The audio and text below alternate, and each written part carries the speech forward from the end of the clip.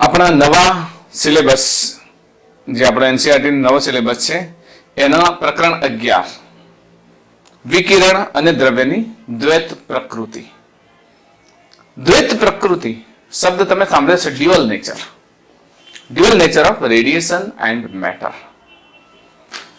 હવે આ પ્રકરણની શરૂઆત કરીએ પહેલા થોડીક એક જે સમિટ બન્યું હતું, મતલબ કે એક વૈજ્ઞાનિકોનું ગ્રુપ આઈન્સ્ટાઈનના દેખરેખ હેઠળ એક ગ્રુપે શું વિચાર્યું કે ફિઝિક્સને આપણે સિમ્પ્લિફાઈડ કરીએ. સિમ્પ્લિફાઈડ એટલે કે બહુ સરળ સ્વરૂપે, કારણ કે ઘણા બધા ટર્મ્સ હતા.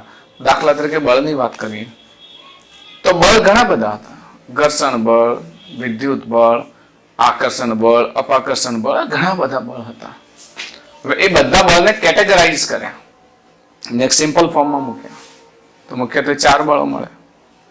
તો એ જ રીતે બધી જ વસ્તુને સિમ્પ્લિફાઈડ કરતા કરતા એક છેલ્લે એક પ્રશ્ન આવ્યો. મેં તમને આઈન્સ્ટાઈનના સાપેક્ષવાદમાં વાત કરી હતી મેં કે વૈજ્ઞાનિકો સમક્ષ એક પ્રશ્ન આવ્યો કે બ્રહ્માંડ, દુનિયા, યુનિવર્સ શાનું બનેલું છે, જેના આધારે આઈન્સ્ટાઈને વિશિષ્ટ સાપેક્ષવાદ આપ્યો. મેં તમને કહ્યું હતું ને કે જનરલ થિયરી ઓફ રિલેટિવિટી મતલબ સામાન્ય સાપેક્ષવાદથી આઈન્સ્ટાઈને સંતોષ ન થયો, તેમણે શું કર્યું? વિશિષ્ટ સાપેક્ષવાદ આપ્યો. તો મતલબ કે બ્રહ્માંડ શાનાથી બનેલું છે એ પ્રશ્ન ઉદ્ભવ્યો. અને બધા ગ્રુપે એક જ મંતવ્ય આપ્યું કે બ્રહ્માંડ 2 વસ્તુનું બનેલું છે. બ્રહ્માંડ મુખ્યત્વે 2 વસ્તુનું બનેલું છે.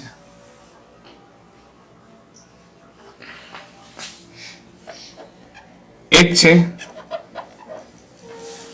વિકિરણ, જેને આપણે ઉર્જા કહીએ, ઓકે, અને બીજું છે દ્રવ્ય. વિકિરણ અને દ્રવ્યનું બનેલું છે. ચર્ચા કરતા કરતા એ વાત પર આવ્યા કે વિકિરણ અને દ્રવ્યની પ્રકૃતિ શું છે. ચલો, તો વિકિરણની પ્રકૃતિની વાત આવે છે. તો આની પ્રકૃતિ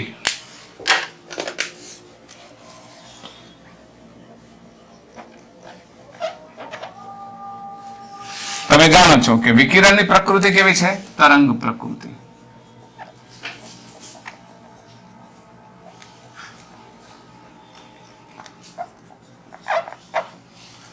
જો સૂર્યમાંથી પણ ઉર્જા જે આપણા તરફ આવે છે ને,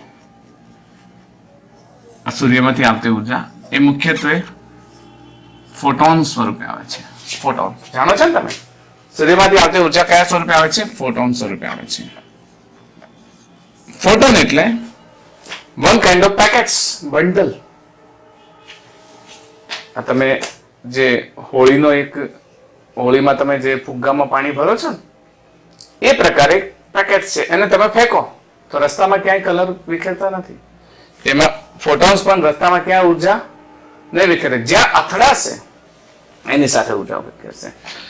તો તરંગ પ્રકૃતિ ધરાવે છે અને એ સૂર્યમાંથી ફોટોન સ્વરૂપે મળે છે ઉર્જા, એવું માનવામાં આવ્યું કે યુનિવર્સ, બ્રહ્માંડ, એમાં સૂર્ય, ચંદ્ર, તારાઓ બધું જ આવી ગયું, એ ઉર્જાના બનેલા છે. જ્યારે એક ગ્રુપ એવું હતું કે જેમણે દ્રવ્યની વાત કરી. તો દ્રવ્યની પ્રકૃતિ જાણો છો ને? દ્રવ્ય કેવી પ્રકૃતિ ધરાવે છે? હા, આની પ્રકૃતિ દ્રવ્ય છે, મેટર. એની પ્રકૃતિ કેવી છે? દળ ધરાવે છે. ચલો, વાત બરાબર છે. તરંગ પાસે એક વસ્તુ છે, શું? તરંગ લંબાઈ. તરંગ પાસે શું છે? તરંગ લંબાઈ.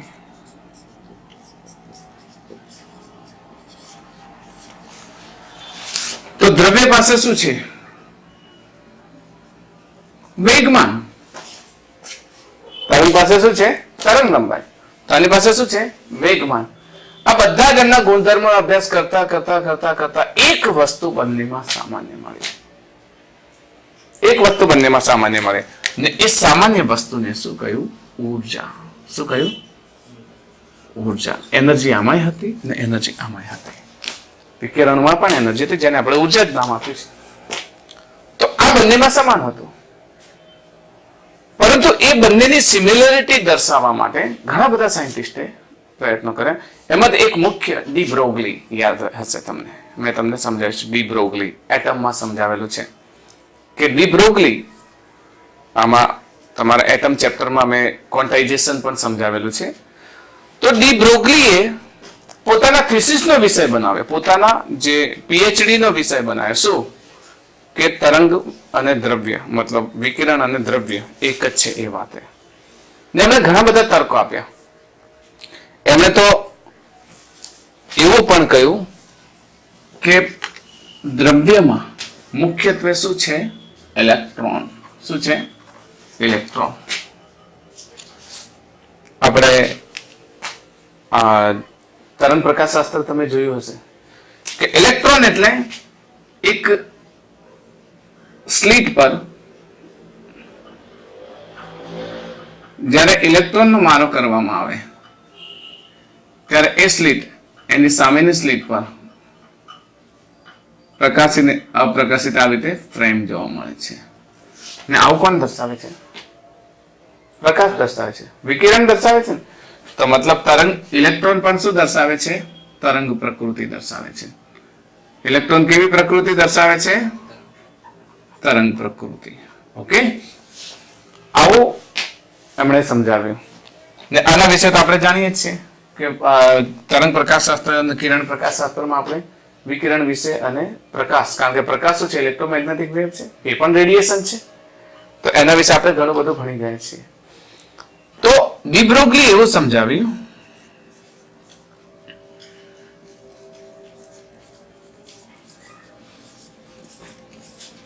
કે વિકિરણ અને દ્રવ્ય એક જ છે. કોઈ પણ પદાર્થ ગતિ કરતો હોય તો એને તરંગ લંબાઈ હોય.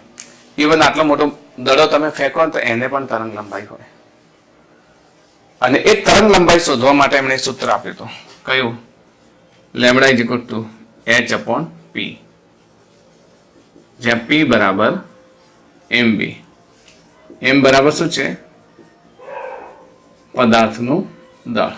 ઓકે, તો મતલબ કે કોઈ વસ્તુને તમે આમ ફેંકો છો ને ગતિ કરી રહ્યા છે તો એની પણ તરંગ લંબાઈ હોય. ને એ તરંગ લંબાઈ તમે ડી બ્રોગલીની તરંગ લંબાઈ અનુસાર મેળવી શકો. એવું એમને સમીકરણ આપ્યું. સમય જતા જતા લોકોએ એમના આ વાદને સ્વીકાર્યો. અને પછી આઈન્સ્ટાઈને જ્યારે સ્પેશિયલ થિયરી ઓફ રિલેટિવિટી આપી ત્યારે ખ્યાલ આવ્યો કે બ્રહ્માંડ બે વસ્તુનું નથી બનેલું, માત્ર એક જ વસ્તુનું બનેલું છે, ને એ છે વિકિરણ. મતલબ બંને તરફથી, એક તરફથી જો તો તમને વિકિરણ દેખાય છે, બીજી તરફથી જો તો તમને દ્રવ્ય દેખાય છે. વાસ્તવમાં બ્રહ્માંડ એક જ છે, પરંતુ એ ડબલ પ્રકૃતિ ધરાવે છે. આ ડબલ પ્રકૃતિને આપણે શું કહીશું? વિકિરણ અને દ્રવ્યનો દ્વૈત સ્વભાવ. દ્વૈત સ્વભાવ, ડબલ સ્વભાવ. એ ક્યારેક વિકિરણ સ્વરૂપે પણ વર્તે છે અને ક્યારેક દ્રવ્ય સ્વરૂપે પણ વર્તે છે. ઘણા બધા આઈન્સ્ટાઈને પ્રયોગો આપ્યા, ઘણા બધા, કે જેના પરિણામે એમણે એવું કહ્યું કે વિકિરણનું દ્રવ્યમાન દ્રવ્યનું વિકિરણમાં રૂપાંતર થાય છે. ઘણા બધા વૈજ્ઞાનિકો પણ પ્રયોગો કરે. હોલવાસ, લિનાર્ડ છે, પછી તમે આપણે ભણવામાં આવશે હર્ટ્ઝ છે, પછી મેક્સવેલે પ્રયોગો કર્યા, ફોટો ઇલેક્ટ્રિક અસર છે. આ બધી જ વાતો જ્યારે આપણે ભણીશું ત્યારે આપણને ખ્યાલ આવશે કે વિકિરણ અને દ્રવ્ય વાસ્તવમાં અલગ અલગ નથી પણ એક જ છે. ને એના માટે આઈન્સ્ટાઈને જ્યારે ફાઇનલ સમીકરણ આપ્યું, કયું? E is equals to mc², ત્યારે E is related to energy and m is related to દ્રવ્ય. તો હવે ખબર પડી ગઈ કે દ્રવ્યનું વિકિરણમાં અને વિકિરણનું દ્રવ્યમાં રૂપાંતર થઈ શકે છે.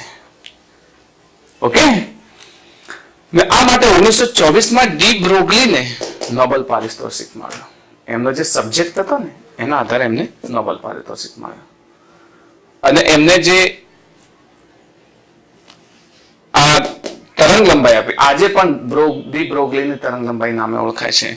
Lambda is equal to h upon mv. ફિઝિક્સના જનરલ નોલેજમાં ઇક્વેશન છે lambda is equal to h upon p, where p is equals to mv, m is equals to mass, v is equals to velocity, mv is equal to momentum of object. So lambda is equal to h upon mv. Okay, આના આધારે અત્યારે પણ આપણે કોઈ પણ પદાર્થની ઝડપના આધારે અને એના દળના આધારે એની તરંગ લંબાઈ શોધી શકીએ છીએ. ભલે નાની હોય, આપણે જોઈ નથી શકતા, પણ હોય છે ખરી. આપણે પ્રકાશને યાદ છે ને, પ્રકાશને બે રીતે ભણાય છે, એક સીધી રેખામાં જાય છે ને એક તરંગ સ્વરૂપે જાય છે. એ પણ એની દ્વૈત પ્રકૃતિ જ ગણાય ને, દ્વૈત પ્રકૃતિ ગણાય. ડબલ સ્વભાવ સમજાયો. પહેલી વખત આપણે સીધી રેખામાં શું જાય છે? દળ જાય છે. બીજી વખત આપણે તરંગ સ્વરૂપે કલ્પ્યો. તો એ જ પ્રકૃતિ હતી. પણ આ ક્વોન્ટમ ફિઝિક્સમાં જ્યારે તમે સમજવા જશો ત્યારે તમારા આ 11, 12 અને 13 ચેપ્ટર, આ 3 ચેપ્ટર તમારા મોડર્ન ફિઝિક્સના છે. મોડર્ન ફિઝિક્સમાં તમારે આ બધું ભણવાનું આવશે. ઓકે, મોડર્ન ફિઝિક્સમાં જે ભણશો એમાં આગળ જતા ઈસવીસન 1870માં વિલિયમ કુક્સે કેથોડ કિરણોની શોધ કરી. કેથોડ રેઝ શોધ્યા. કેથોડ કિરણોની શોધ કરી. વાસ્તવમાં કેથોડ નળીમાં એમને જે કિરણો મેળવ્યા એની એક ઘટના છે. તમે જ્યારે આગળ જશો ત્યારે તમારે ભણવાનું આવશે. ઈસવીસન 1895માં રોન્જને ક્ષ કિરણોની શોધ કરી. એક્સરે, મેં તમને વાત કરી હતી, રોન્જન વિશે વાત કરી હતી કે ક્ષ કિરણો કઈ રીતે શોધાયા. એ વાસ્તવમાં આ કેથોડ કિરણોનો જ અભ્યાસ કરતા હતા, પણ અચાનક નળીમાંથી નીકળેલા કિરણો એક પદાર્થ સાથે અથડાયા અને એમાંથી નવા એવા વિકિરણો નીકળ્યા કે જેને ફોટોગ્રાફિક પ્લેટ પર પણ અસર કરી. એના આધારે એક આકસ્મિક ઘટના હતી જેના આધારે ક્ષ-કિરણોની શોધ થઈ. ત્યારબાદ 1897માં જે થોમ્સને ઇલેક્ટ્રોનની શોધ કરી. જે થોમ્સને ઘણી બધી શોધ કરી. એમાં ઇલેક્ટ્રોનની શોધ કરી. 1904માં એમણે યાદ છે ને પ્લમ પુડિંગ મોડેલ આપ્યું હતું. પ્લમ પુડિંગ મોડેલ સમયે એમણે એવું સમજાવ્યું હતું કે પ્રોટોન પણ છે. અને પ્રયોગો કરીને એ પણ એમનો ગુણોત્તર પણ થોમ્સને શોધ્યો. 1913માં મિલેકાને ઇલેક્ટ્રોનનો વીજભાર માપ્યો. યાદ છે? આપણે શરૂઆતમાં જ મિલિકાન વિશે ભણી ગયા છે, ક્વોન્ટાઇઝેશન ઓફ ચાર્जेस. એમણે વિદ્યુતભારનું ક્વોન્ટમીકરણ પણ કર્યું. તો આ ચેપ્ટરમાં આપણે ફોટો ઇલેક્ટ્રિક અસર ભણવાની આવશે. ઇલેક્ટ્રોન, અત્યાર સુધી આપણે ઇલેક્ટ્રોનને દૂર કરવા માટે ઉર્જા આપતા હતા ને એ ઉર્જા આપણે ગરમ કરીને આપતા હતા. હા, ગરમ કરવાથી ઇલેક્ટ્રોન ઉર્જા શોષે છે, પણ એ ઘણી બધી ઉર્જા છે. ઘણી બધી ઉર્જા છે. ફોર એક્ઝામ્પલ, તમે એક તપેલીમાં પાણી ગરમ કરો તો ગેસ ચાલુ કરો છો. એ ગેસ ચાલુ કરો છો તો એ ગેસનો માંથી નીકળેલી ઉર્જા તપેલી દ્વારા પાણીને તો ઓછી મળે છે, પણ વાતાવરણમાં શું થાય છે? વધારે ફેલાય છે, વેસ્ટ વધારે જાય છે. એની જગ્યાએ તમે જોજો ઇન્ડક્શન કુકટોપ આવે, એના પર મૂકો તો એના જે ઇલેક્ટ્રોન છે એ ઇલેક્ટ્રોનને ઘુમાવી અને એડી કરંટ દ્વારા એને ઉત્પન્ન કરે છે. જે મેં તમને પેલા એની અંદર પણ સમજાવી દીધું છે. લગભગ એડી કરંટમાં પેલી ઇન્ડક્શન ફર્નેસમાં સમજાવ્યું છે, લોખંડને કેવી રીતે પીગાળવામાં આવે છે. તો ઇન્ડક્શન કુકટોપનો પણ એ સિદ્ધાંત છે કે એ મેગ્નેટિક ઇફેક્ટ ઉત્પન્ન કરે છે ને એ બી ચેન્જ થતો મેગ્નેટિક ઇફેક્ટ. તો આ તમે એ તપેલી હટાવીને પેલા નડશો ને તો એ ગરમ નહીં હોય, ગરમ માત્ર તપેલી થાય છે. તો અંદર ઉષ્મા ઉત્પન્ન કરવામાં આવે છે. તો એમાં વેસ્ટ થવાનો અર્થ જ નહીં ને જલ્દીથી એ ઉષ્મા મળે છે. તો આ જે પ્રયોગો, આ પ્રયોગોના અંતે આપણે એટલું સમજીશું કે વિકિરણ અને દ્રવ્ય દ્વૈત પ્રકૃતિ ધરાવે છે. જે ઇલેક્ટ્રોન દૂર કરવા માટે તમારે ઘણી બધી ઉર્જા આપવી પડતી હતી એ ઇલેક્ટ્રોન માત્ર એક ફોટોનથી બહાર આવી શકે છે, કારણ કે ફોટોન સીધો ઇલેક્ટ્રોનને ઉર્જા આપે છે ને ઇલેક્ટ્રોન બહાર આવી શકે છે. ને એ ઇલેક્ટ્રોન બહાર આવે એને ઇલેક્ટ્રોનનું એમિશન કહીએ છીએ. ઘણા એવા પ્રયોગો જોઈશું કે જેમાં ઇલેક્ટ્રોન ઉત્સર્જાય છે, પણ જેવો પ્રકાશ આપાત કરવામાં આવે કે ઇલેક્ટ્રોન વધારે ઉત્પન્ન થશે. હોલબાસ લિનાર્ડના પ્રયોગમાં આપણે જોઈશું. આમાં ફોટો ડાયોડ અંગે પણ વાત મેળવીશું. ફોટો ડાયોડ આપણે છેલ્લા પ્રકરણમાં પણ ભણવાનો છે, પણ આમાં ફોટો ડાયોડ કઈ રીતે અસર કરે છે એનો પણ સિદ્ધાંત મેળવીશું. ટૂંકમાં અદથી ઇતિ સુધીનું જ્ઞાન ડ્યુઅલ નેચર ઓફ વિકિરણ વિશે આપણે આ ચેપ્ટરમાં સમજવાનું છે. ઉત્સર્જન, ઇલેક્ટ્રોન એમિશન. કોઈ પણ ધાતુમાં ઇલેક્ટ્રોન હોય, ઇલેક્ટ્રોન વિશે પહેલા તો માહિતી મેળવીએ કે ઇલેક્ટ્રોન વાસ્તવમાં આજે આપણે ભણી ગયા છે કે પોઝિટિવ જે આપણું કેન્દ્ર છે એની આસપાસ કક્ષામાં ઇલેક્ટ્રોન શું કરતો હોય છે? ગતિ કરતો હોય છે. હવે આ ઇલેક્ટ્રોન એની પર્ટિક્યુલર બંધન ઉર્જાથી બંધાયેલો હોય છે. અહીંયા બે ઇલેક્ટ્રોન છે, આ ઇલેક્ટ્રોન છે. આ ઇલેક્ટ્રોન પર્ટિક્યુલર બંધન ઉર્જાથી બંધાયેલો છે. જ્યારે તમે એને ઉર્જા આપો, ઇલેક્ટ્રોનને કોઈ પણ પ્રકારે ઉર્જા આપી શકાય. જે તમે એને ઉર્જા આપો તો એ ઉર્જા શોષી અને ઇલેક્ટ્રોન આમાંથી બહાર આવે. તમે જાણો છો પેલી ધરાવસ્થામાંથી ઇલેક્ટ્રોનને બહાર કાઢવા માટે જરૂરી ઉર્જા આપણે આપતા હતા એટમમાં. તો આ ઇલેક્ટ્રોન શું થશે? બહાર આવી ગયા. બહાર આવે અને ધારો કે આ ધાતુ છે, તો ધાતુની અંદર ગમે ત્યાં ઇલેક્ટ્રોન ફરવા લાગે, બરાબર ને? આ ઇલેક્ટ્રોન કહેવાય મુક્ત ઇલેક્ટ્રોન, જેના વિશે આપણે વિદ્યુતશાસ્ત્રમાં ભણી ગયા છે.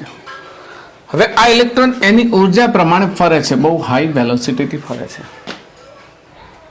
ધારો કે કોઈ બીજો પરમાણુ છે, એની કક્ષામાં એની ઉર્જા જેવી ઘટે કે એ એની કક્ષામાં પણ શું થશે, એડ થઈ શકે. અને ત્યાં રહેલા ઇલેક્ટ્રોનને ધક્કો મારે તો ઇલેક્ટ્રોન પછી શું થાય, બહાર આવી જાય. તો ઇલેક્ટ્રોન દરેક જગ્યાએ ટ્રાવેલ કરે. કોઈ ઇલેક્ટ્રોન સાથે અથડાઈને એને બહાર કાઢી દે છે, અથવા તો ઇલેક્ટ્રોન અન્ય ઓર્બિટમાં જોડાઈ જાય છે, એની ઉર્જા ઓછી થાય છે, વધતી થાય છે. પણ ક્યારેય ઇલેક્ટ્રોન આમ જ્યારે હાઈ સ્પીડથી ગતિ કરતા સપાટી પર આવે તો સપાટી છોડીને જતો નથી. એ ક્યારે સપાટી છોડીને બહાર નથી આવતો. કારણ શું છે? આપણે જાણીએ છીએ કે કોઈ પણ તત્વ છે, આ ધાતુ છે, તો કોઈ પણ તત્વ વિદ્યુતની દ્રષ્ટિ કેવું છે, તટસ્થ છે. તટસ્થ છે. અને જો એ તટસ્થ હોય અને આ ઇલેક્ટ્રોન જો બહાર જવા માટે જરા પણ મથે આટલો ઉપર જાય તો એ દરમિયાન, આ બહુ સ્મોલ અંતર છે, એ દરમિયાન ઇલેક્ટ્રોન કેવો થઈ જાય, નેગેટિવલી ચાર્જ, અને આ કેવું થઈ જાય, પોઝિટિવલી ચાર્જ. તો કુલમ્બિયન ફોર્સ લાગે F = K Q1 Q2 એટલે Ke², અચ્છા K Q1 Q2 /R² મુજબ. R ખૂબ જ નાનું છે, R is too much greater than less than. તો એનો અર્થ થયો કે R ખૂબ જ નાનું હોય તો આ આકર્ષણ બળ એને ફરી પાછો ખેંચી અને ધાતુની અંદર લાવી દે. એટલે ધાતુ છોડીને ઇલેક્ટ્રોન ક્યાંય જતા નથી. આ બેઝિક કન્સેપ્ટ છે, બરાબર? ઇલેક્ટ્રોન ધાતુમાં બધે ફરે છે, પણ એ ધાતુ છોડીને કેમ નથી જતા? કારણ કે કુલમ્બિયન બળના કારણે આ નેગેટિવલી ચાર્જ છે, પોઝિટિવલી ચાર્જ છે, એટલે એને શું કરશે, આકર્ષણ બળ લગાડશે. ને આકર્ષણ બળના કારણે આ ઇલેક્ટ્રોન આની અંદર જ રહે છે, એને છોડીને બહાર જતો નથી. તો આ ઇલેક્ટ્રોનને બહાર કાઢવો છે, તો બહાર કાઢવો હોય તો શું કરવું પડે? એની એટલી બધી ઉર્જા આપવી પડે કે જેથી આ આકર્ષણ બળની વિરુદ્ધ એ બહાર નીકળી શકે. ને એ ઉર્જા આપવા માટે મતલબ એની પાસે કેવી ઉર્જા હોય છે? વેલોસિટી, એટલે કે કાઇનેટિક એનર્જી. કેટલી? 1/2 mv². તો એની ઉર્જા V આધારિત છે. તો V જેમ વધે એમ ઉર્જા વધે, V ઘટે એમ ઉર્જા ઘટે. હવે આ V વધારવા કે ઘટાડવા માટે શું કરવું પડે? એને ઇલેક્ટ્રોનને ઉર્જા આપવી પડે. અને આ ઉર્જા એટલી ઉર્જા હોય કે ઇલેક્ટ્રોન આ એના ઇલેક્ટ્રિક ફિલ્ડને ક્રોસ કરીને નીકળી જાય, જસ્ટ નીકળી જાય. જો એની પાસે વધારે ઉર્જા હશે તો એ શું કરશે? કાઇનેટિક એનર્જી પ્રમાણે આગળ વધશે, ગતિ કરશે. પરંતુ ઘણી વખત એવું થાય છે કે આપણે એ માપ નથી કાઢી શકતા કે કેટલી ઉર્જા ઇલેક્ટ્રોનની જોઈએ છે. ધારો કે તમે ઉર્જાને આપી 10 જૂલ ઇલેક્ટ્રોનને ઉર્જા આપી, પણ બહાર નથી નીકળ્યો. ઇલેક્ટ્રોન વોલ્ટમાં પણ લખી શકે 1.6 × 10⁻⁹. પછી 11 જૂલ આપી, 12 જૂલ આપી, તોય નથી નીકળી શકતો. પણ 13મી જૂલ આપતા ઇલેક્ટ્રોન બહાર નીકળી ગયો. પછી તો 14 જૂલે પણ નીકળશે, 15 જૂલે પણ નીકળશે. જેની એક્સ્ટ્રા એનર્જી છે એ તો એને શું કરશે? ગતિ ઉર્જામાં વાપરશે. તો એક minimum energy, minimum require energy ધાતુની સપાટીમાંથી બહાર કાઢવા માટે ઇલેક્ટ્રોનને આપવામાં આવતી લઘુત્તમ ઉર્જા, આ ઉર્જાને ધાતુનું વર્ક ફંક્શન કહે છે. તો આપણે હવે આ ધાતુમાંથી ઇલેક્ટ્રોનને બહાર કાઢવા માટે જે ઉર્જા આપીએ છીએ, લઘુત્તમ ઉર્જા, મેં તમને ના કહ્યું કે 10 ઇલેક્ટ્રોન વોલ્ટ ઉર્જા આપી, 11 ઇલેક્ટ્રોન વોલ્ટ ઉર્જા આપી, અને જેવી 12 ઇલેક્ટ્રોન વોલ્ટ ઉર્જા આપીએ છીએ કે એ ઇલેક્ટ્રોન ધાતુમાંથી શું થઈ જાય છે? બહાર નીકળી જાય છે. ને બહાર નીકળીને સ્થિર થઈ જાય, પણ બહાર નીકળે છે. કેમ સ્થિર થઈ જાય? જસ્ટ એની પાસે વધારાની ઉર્જા આપો તો એની પાસે ગતિ ઉર્જા છે. તો જે લઘુત્તમ ઉર્જા આપવાથી ઇલેક્ટ્રોનને ધાતુની બહાર કાઢી શકાય, એ ઉર્જાને આપણે શું કહીશું? ધાતુનું વર્ક ફંક્શન કહીએ છીએ. તો વર્ક ફંક્શન યાદ રહેશે. ધાતુનું ઇલેક્ટ્રોનનું વર્ક ફંક્શન શું છે? કે જે મિનિમમ રિક્વાયરમેન્ટ ઉર્જા. ને બીજી વાત કે આ જે વર્ક ફંક્શન છે ને એ ધાતુના પ્રકાર પર આધાર રાખે છે. કયા પ્રકારની ધાતુ છે? ઘણી ધાતુ એવી છે કે જેનું વર્ક ફંક્શન ઊંચું છે, ઘણી ધાતુ એવી છે કે એનું વર્ક ફંક્શન નીચું છે. તો ધાતુના વર્ક ફંક્શનના આધારે પણ આપણે એને સમજાવી શકીએ. પછી આ ઇલેક્ટ્રોનને એમિટ કરવા માટે ઉર્જા આપણે બસ એટલો શબ્દ વાપર્યો કે ઇલેક્ટ્રોનને આપવી પડતી ઉર્જા, પણ એ ઉર્જા આપવાની અનેક રીતો છે ને એના આધારે ઇલેક્ટ્રોનનું ઉત્સર્જન થાય છે. તો એ ઉત્સર્જનના અલગ અલગ પ્રકાર છે. આ અલગ અલગ પ્રકારમાં પહેલો પ્રકાર છે તાપીય ઉત્સર્જન. શું છે? તાપીય ઉત્સર્જન. 3 પ્રકારો છે ઇલેક્ટ્રોનના ઉત્સર્જનના પ્રકારો. પહેલા એક કામ કરીએ, વર્ક ફંક્શન લખી દઈએ. બરાબર? કાર્યવિધેય, જેને ગુજરાતીમાં શું કહેશો? કાર્યવિધેય.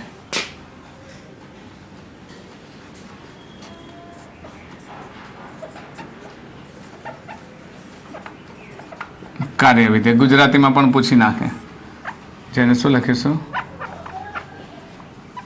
Work function. સંકેત શું છે? ફાઈ. જે લઘુત્તમ ઉર્જા આપવાથી ઇલેક્ટ્રોનને તે ધાતુમાંથી બહાર કાઢી શકાય, તે લઘુત્તમ ઉર્જાને તે ધાતુનું વર્ક ફંક્શન કહે છે.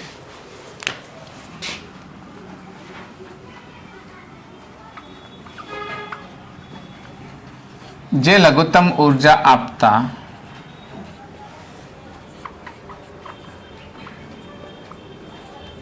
ઇલેક્ટ્રોનને ધાતુમાંથી બહાર કાઢી શકાય,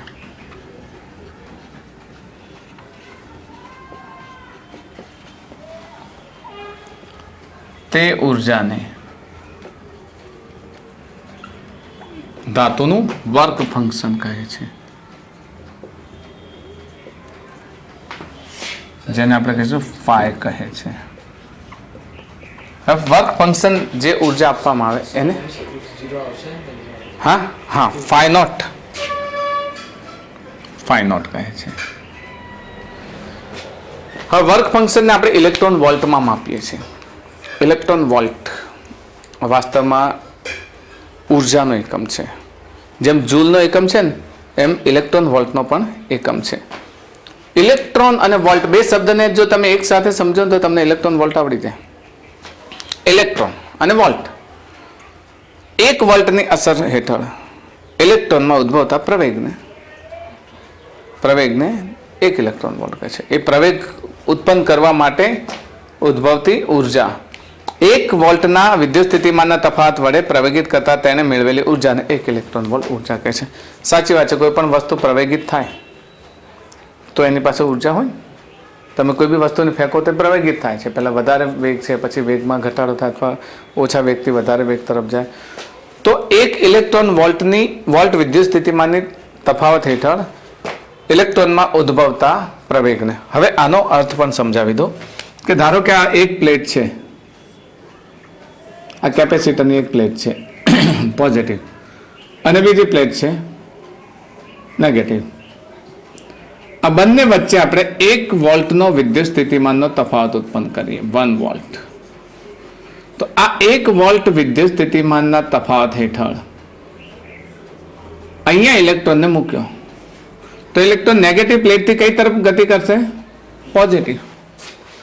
તો 1 વોલ્ટ વિદ્યુત સ્થિતિમાનના તફાવત હેઠળ ઇલેક્ટ્રોનમાં ઉદ્ભવતા પ્રવેગને, ઇલેક્ટ્રોનમાં જે પ્રવેગ ઉદ્ભવે ને એ પ્રવેગ માટે જરૂરી ઉર્જાને 1 ઇલેક્ટ્રોન વોલ્ટ કહે છે. યાદ રહેશે? તો આ 1 ઇલેક્ટ્રોન વોલ્ટ પણ તમે સમજી લેજો. 1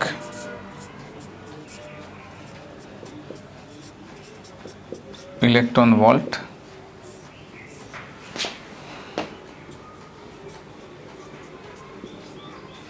એક વોલ્ટ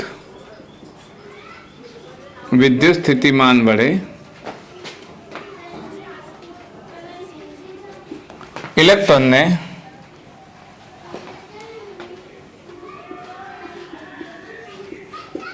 પ્રવેગિત કરતા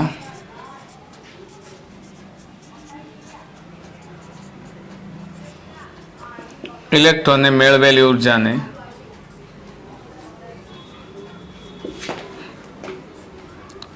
એક ઇલેક્ટ્રોન વોલ્ટ ટૂંકમાં ઈવી કહે છે. ઓકે, ઈવી કહે છે. ધાતુના વર્ક ફંક્શનની વ્યાખ્યા આવડી ગઈ તમને, બરાબર. આનું વર્ણન તમારે કરવું પડશે. આ જે ઇલેક્ટ્રોનના ઉત્સર્જનનું વર્ણન ઇઝી છે, તમે સમજાવી શકો કે ઇલેક્ટ્રોન ધાતુમાં મુક્ત ઇલેક્ટ્રોન તરીકે ગમે તે ફરે છે. ઇલેક્ટ્રોન ધાતુની સપાટી છોડીને બહાર આવતો નથી. કેમ નથી આવતો? કારણ કે જો ઇલેક્ટ્રોન ધાતુની સપાટી છોડીને બહાર આવે તો ધાતુ ધન વિદ્યુત ભારિત થાય અને ઇલેક્ટ્રોન પોતે કેવો છે? ઋણ વિદ્યુત ભારિત. એટલે કુલંબિયન આકર્ષણ બળના કારણે ઇલેક્ટ્રોન ફરી પાછો ધાતુની અંદર જ સમાઈ જાય છે. એટલે ધાતુ છોડીને બહાર આવતો નથી. તો હવે જો ઇલેક્ટ્રોનને ધાતુ છોડીને બહાર લાવવો હોય તો ઇલેક્ટ્રોનને ઉર્જા આપવી પડે. તો ઇલેક્ટ્રોનને ઉર્જા આપવામાં આવે તો ઇલેક્ટ્રોન પાસે એટલો વેગ હોય, એટલી ગતિ ઉર્જા હોય કે જેથી એ ધાતુ છોડીને ક્યાં જતો રહે? બહાર જતો રહે. આમ જે લઘુત્તમ ઉર્જા આપતા ઇલેક્ટ્રોન ધાતુમાંથી બહાર કાઢી શકાય તે ઉર્જાને ધાતુનું વર્ક ફંક્શન કહે છે. યાદ રહેશે? આપણે ઇલેક્ટ્રોન વર્કની વ્યાખ્યા પણ એની સાથે જ લઈ લીધી છે. હવે આ વર્ક ફંક્શન છે, એ વર્ક ફંક્શન જેટલી ઉર્જા મળે એટલે ઇલેક્ટ્રોન ઇઝીલી જસ્ટ બહાર આવે. યાદ રાખજો, એનાથી વધારે ઉર્જા હશે તો ઇલેક્ટ્રોન પાસે શું હશે? ગતિ ઉર્જા હશે, એટલે દૂર જતો રહે ધાતુથી. પણ જસ્ટ ધાતુમાંથી બહાર આવે એટલી ઉર્જા ઇલેક્ટ્રોનને મળી જાય. તો આ ઉર્જાને ધાતુનું વર્ક ફંક્શન કહે છે. એનો એકમ કહે છે ઇલેક્ટ્રોન વોલ્ટ છે. ધાતુમાંથી ઇલેક્ટ્રોન બહાર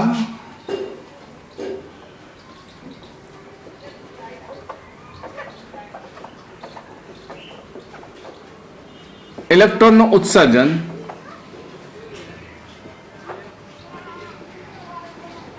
ત્રણ રીતે થાય છે.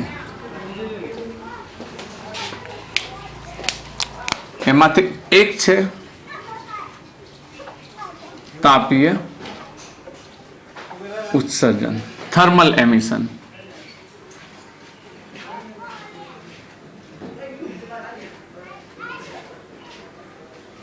Okay, thermal emission, thermionic emission અથવા ઉષ્માજનિત ઉત્સર્જન પણ કહેવામાં આવે. હવે ઉષ્માજનિત ઉત્સર્જનમાં એવું છે કે આ ઇલેક્ટ્રોનને જે ઉર્જા આપવામાં આવે એ ઉષ્મા સ્વરૂપે આપવામાં આવે. આ ધાતુને ગરમ કરવામાં આવે. ગરમ કરવામાં આવે એટલે ધાતુ ઉષ્મા મેળવે. ઘણી રીતે ગરમ કહી શકે. તમે એને ઓક્સી એસિટિલિન જ્યોત પણ આપી શકો, એટલે ઉષ્મા મળે તો ઉત્સર્જન થાય. એ ઉષ્મા ઇલેક્ટ્રોન શોષે છે. પણ સામાન્ય રીતે તમે પેલો ટંગસ્ટનનો બલ્બ જોયો હશે, પેલો પીળા કલરનો પ્રકાશ આપે છે ને, ગરમ થાય છે, ટંગસ્ટન ફિલામેન્ટ વાળો. જ્યારે એમાંથી વિદ્યુત પ્રવાહ પસાર થાય તો ટંગસ્ટન ફિલામેન્ટ શું થાય છે? ગરમ થાય છે. ગરમ થાય છે. ટંગસ્ટન બલ્બ ખરાબ થઈ જવા પાછળનું કારણ શું છે? કારણ કે એમાંથી સતત ઇલેક્ટ્રોનનું ઉત્સર્જન થાય. ઇલેક્ટ્રોનનું ઉત્સર્જન થાય એટલે ઇલેક્ટ્રોન પાસે દળ છે. ઇલેક્ટ્રોન પાસે દળ છે એટલે ધાતુ શું થશે? ઓછી થતી જાય, ઓછી થતી જાય, ઓછી થતી જાય. એટલે પરિણામે એ શું થાય? લાંબા ગાળે તૂટી જાય અને એ ખરાબ થઈ જાય બલ્બ. તો જે ફિલામેન્ટમાંથી વિદ્યુત પ્રવાહ પસાર કરવામાં બહુ ગરમ હોય છે. ફિલામેન્ટ લગભગ 3300 સેલ્સિયસ જેટલી ગરમ થાય છે. તમે જો જે બલ્બ ગરમ થતો હોય છે, હાથ પણ બળી નાખે એટલો ગરમ થતો હોય છે. આ લગ્નમાં પેલા જે મોટા મોટા ફોક્સ લગાવે છે ને, હા, ફ્લડ લાઇટ ટાઈપ યલો કલરના, રેડ નહીં, અત્યારે તો એલઈડી આવે છે. પેલા વ્હાઇટ છે ને એ એલઈડી છે, પરંતુ એક આવે છે યલો કલરના ફોક્સ જે લગાવે છે ને, ફ્લડ લાઇટ ટાઈપ મોટી લાઇટો. એની અંદર એક નાની વેક્યુમ ટાઈપ ટ્યુબ આવે છે, એની અંદર ફિલામેન્ટ હોય છે. એ ફિલામેન્ટ કેમ ખરાબ થાય છે? કારણ કે સતત ઉષ્માજનિત ઉત્સર્જન થતું હોય છે. એમાંથી વિદ્યુત પ્રવાહ પસાર થાય એટલે એ ફિલામેન્ટ શું થાય? ગરમ થાય. ગરમ થઈ અને પછી એ ઉત્સર્જન કરે છે. તો આવા પ્રકારના ઉત્સર્જનને આપણે શું કહીએ છીએ? તાપીય ઉત્સર્જન. તાપીય ઉત્સર્જનમાં ઇલેક્ટ્રોનને ઉષ્મા આપવામાં આવે. ઉષ્મા આપવામાં આવે એટલે ઇલેક્ટ્રોનની ગતિ ઉર્જા વધે, કાઇનેટિક એનર્જી વધે, સફિશિયન્ટ એટલી એનર્જી વધે કે એ પછી ધાતુને છોડીને શું થાય? બહાર આવી જાય. તો આવા પ્રકારના ઉત્સર્જનને ઉષ્માજનિત ઉત્સર્જન કહે છે. યાદ રહેશે? પછી બીજો પ્રકાર છે ફિલ્ડ ઉત્સર્જન. ફિલ્ડ ઉત્સર્જન એટલે આપણે શું કહીશું? ક્ષેત્રીય ઉત્સર્જન. ક્ષેત્રીય ફિલ્ડ ઉત્સર્જન.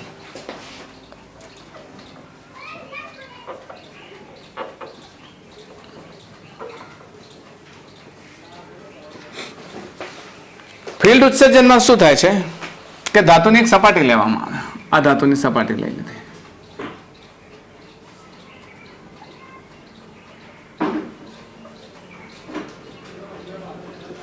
આમાં છે ઇલેક્ટ્રોન છે, ઘણા બધા છે, પણ એ ધાતુ છોડીને બહાર નથી આવતા, કારણ કે એનું વર્ક ફંક્શન છે ને એ ઓછી ઉર્જા છે.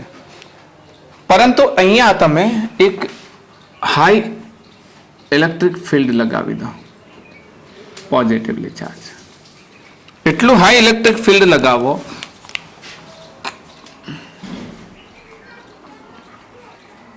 કે જેથી આ ઇલેક્ટ્રોન શું થાય, આકર્ષાઈ જાય. ઇન શોર્ટ, અહીંયાથી ઇલેક્ટ્રોનને ધાતુ દ્વારા લાગતા કુલંબીય બળ કરતા અહીંયાથી લાગતો વિદ્યુત બળ કેવું થઈ જાય, વધારે થઈ જાય. તો એ ધાતુ છોડીને ક્યાં આવી જશે, બહાર આવશે. એ ધાતુ છોડીને બહાર આવશે. તો આવા પ્રકારના ઉત્સર્જનને ફિલ્ડ ઉત્સર્જન કહીએ છીએ. ફિલ્ડ ઉત્સર્જનમાં સિમ્પલ છે કે આ જે ધાતુ દ્વારા ઉદ્ભવતું બળ છે ને, F બરાબર ધાતુ દ્વારા ઉદ્ભવતું વિદ્યુત બળ, અને આ F ડેશ બરાબર અહીંયા ક્ષેત્ર દ્વારા ઉદ્ભવતું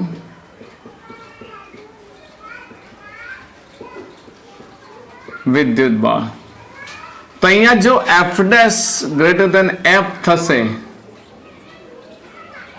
તો ઇલેક્ટ્રોન ધાતુ છોડીને શું થશે, બહાર આવશે. ને આવા પ્રકારના ઉત્સર્જન આપણે શું કહીએ છીએ, ફિલ્ડ ઉત્સર્જન, ક્ષેત્રીય ઉત્સર્જન. ખ્યાલ આવે છે ને? ફિલ્ડ ઉત્સર્જનમાં સીધી વાત છે કે આ એક આપણે, મારી પાસે એક પુઠ્ઠું છે, આના ઉપર ધાતુ સપાટી છે, ધાતુની સપાટી પર એક એવી પ્લેટ રાખી દેવામાં આવે, ધાતુની સપાટીમાં મુક્ત ઇલેક્ટ્રોન છે, ઉપર એક પ્લેટ રાખી દીધી, એ પ્લેટમાં ધન વિદ્યુત ભાર પ્રસ્થાપિત કર્યો, એટલો સ્ટ્રોંગ ધન વિદ્યુત ભાર પ્રસ્થાપિત કર્યો કે એનાથી ઉદ્ભવતો વિદ્યુત ક્ષેત્ર એ આ પ્લેટ સાથે સંકળાયું. હવે એ વિદ્યુત ક્ષેત્ર દ્વારા એટલું બળ લાગ્યું કે આ ધાતુ દ્વારા એના ઇલેક્ટ્રોન પર જે બળ લાગે છે એના કરતાં વધી ગયું, તો ઇલેક્ટ્રોન બહાર આવી ગયો અને ઇલેક્ટ્રોનનું શું થયું, ઉત્સર્જન થયું. આવા પ્રકારના ઉત્સર્જનને આપણે શું કહીએ છીએ, ફિલ્ડ ઉત્સર્જન કહીએ છીએ. પછી ત્રીજી રીત છે, હા, આ બંને રીતમાં ઇવન તાપીય ઉત્સર્જન કે ક્ષેત્રીય ઉત્સર્જન, આ બંનેમાં તમારે બહુ મોટું, અહીંયા લગભગ 10⁸ વોલ્ટ પર મીટર જેટલું વિદ્યુત ક્ષેત્ર લગાવવું પડે.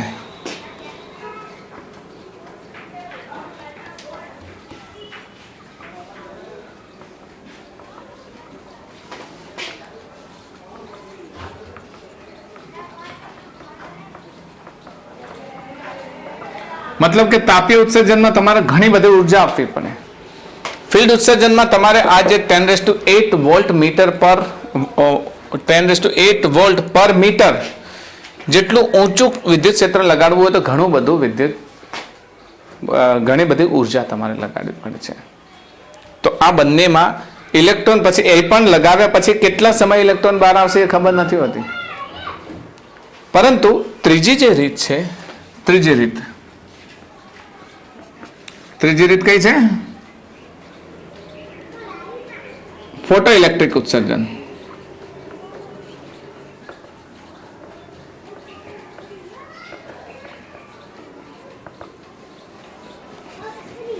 ફોટો ઇલેક્ટ્રિક ઉત્સર્જનમાં શું છે કે સ્વચ્છ કરેલી ધાતુની સપાટી હોય,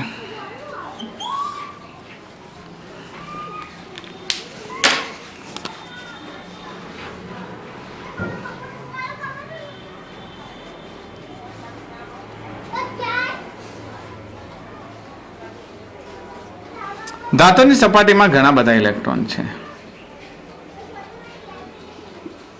હવે એના પર યોગ્ય આવૃત્તિનો પ્રકાશ આપાત કરવામાં આવે.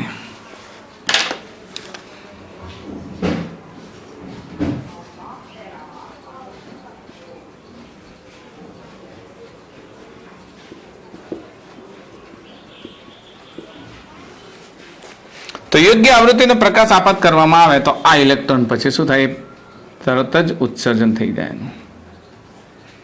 આ લગભગ માઇક્રોસેકન્ડ 1/4 માઇક્રોસેકન્ડના ગાળામાં 1/4 માઇક્રોસેકન્ડના ગાળામાં તરત જ ફિલ્ડ ઉત્સર્જન 1/4 માઇક્રોસેકન્ડ ગાળામાં ઇલેક્ટ્રોન મુક્ત થાય છે.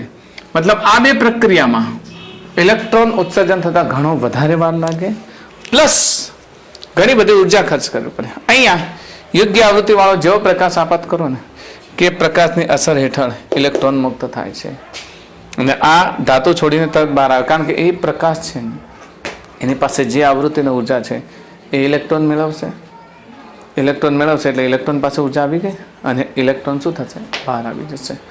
તો આ ઉત્સર્જન છે એને આપણે શું કહીએ છીએ, ફોટો ઇલેક્ટ્રિક ઉત્સર્જન. જેમાં ફોટો એટલે પ્રકાશ ફોટોન સ્વરૂપે આવે. એ ફોટોનની સંકલ્પનામાં આપણે જોઈશું, આઇન્સ્ટાઈન જે સમજાવે છે એમાં આપણે જોઈશું. તો આ ઉત્સર્જન આપણે ફોટો ઇલેક્ટ્રિક ઉત્સર્જન કહે છે. ઓકે, તો ત્રણને આપણે એક વખત થોડા નોંધી લઈએ. જો તો આને તમે નોંધશો કઈ રીતે, આજે મેં 3 કિસ્સા સમજાવ્યા છે એનું થોડું નાનકડું ડિટેલ લખી દો કે ધાતુને યોગ્ય રીતે ગરમ કરવાથી ધાતુમાં રહેલા ઇલેક્ટ્રોનને પૂરતી ઉષ્મા શોષી ને ધાતુમાંથી બહાર આવે છે.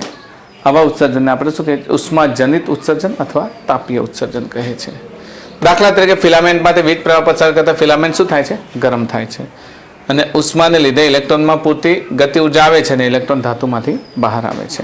મતલબ આપણા આ ઇલેક્ટ્રોનને જે ગતિ ઉર્જા મળે છે, ગતિ ઉર્જા કોના દ્વારા મળે છે, ઉષ્મા દ્વારા, અને એ ધાતુ છોડીને બહાર આવે છે. એટલે આવા ઉત્સર્જનને ઉષ્માજનિત ઉત્સર્જન કહે છે. પછી ક્ષેત્રીય ઉત્સર્જન, મેં ક્ષેત્રીય ઉત્સર્જનમાં તમને સમજાવી દીધું છે ને કે ધાતુ પર પ્રબળ વિદ્યુત ક્ષેત્ર લગભગ 10⁸ વોલ્ટ પર મીટર જેટલું આપાત કરતા ઇલેક્ટ્રોન પ્રબળ આકર્ષણ બળની અસર હેઠળ ધાતુમાંથી શું આવે છે, બહાર આવી જાય છે. આ વિદ્યુત બળ જે વિદ્યુત ક્ષેત્ર દ્વારા લાગે છે એ ઇલેક્ટ્રોન પર ધાતુ દ્વારા લાગતા વિદ્યુત બળથી વધુ છે. એટલે ઇલેક્ટ્રોન શું થઈ જાય છે, બહાર આવી જાય છે. ને આવા ઉત્સર્જનને ક્ષેત્રીય કે ફિલ્ડ ઉત્સર્જન કહે છે.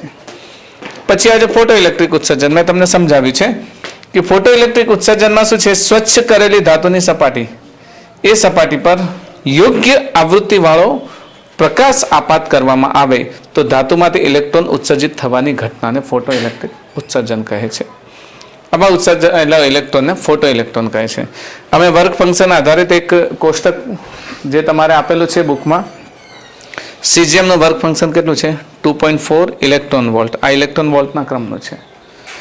પછી પોટેન્શિયમ માટે 2.30, મોલિબ્રેનમ માટે 4.17, લેડ માટે 4.25, મર્ક્યુરી માટે 4.49, કોપર માટે 4.65, પછી ચાંદી માટે 4.70, નિકલ માટે 5.15 અને પ્લેટિનમ માટે 5.65. એટલે તો પ્લેટિનમ કેમ મોંઘી ધાતુ છે, કારણ કે સોના કરતાં પણ એ વધારે ટકાઉ છે. તો આ થઈ ગયું એમનું વર્ક ફંક્શન ઉર્જા, જેમના પર આ વર્ક ફંક્શન ઉર્જા સમજાવી હતી ને. વર્ક ફંક્શન એટલે શું, minimum required energy to eject electron from its original material. એટલે લઘુત્તમ ઉર્જા, જરૂરી ઉર્જા કે જે આપવાથી ઇલેક્ટ્રોનને એના મટીરિયલમાંથી, ધાતુમાંથી બહાર કાઢી શકાય. તો એ ઉર્જાને આપણે શું કહીએ છીએ, વર્ક ફંક્શન. તો આ તમે સરળતાથી સમજાવી શકો છો. Okay, that's all for this.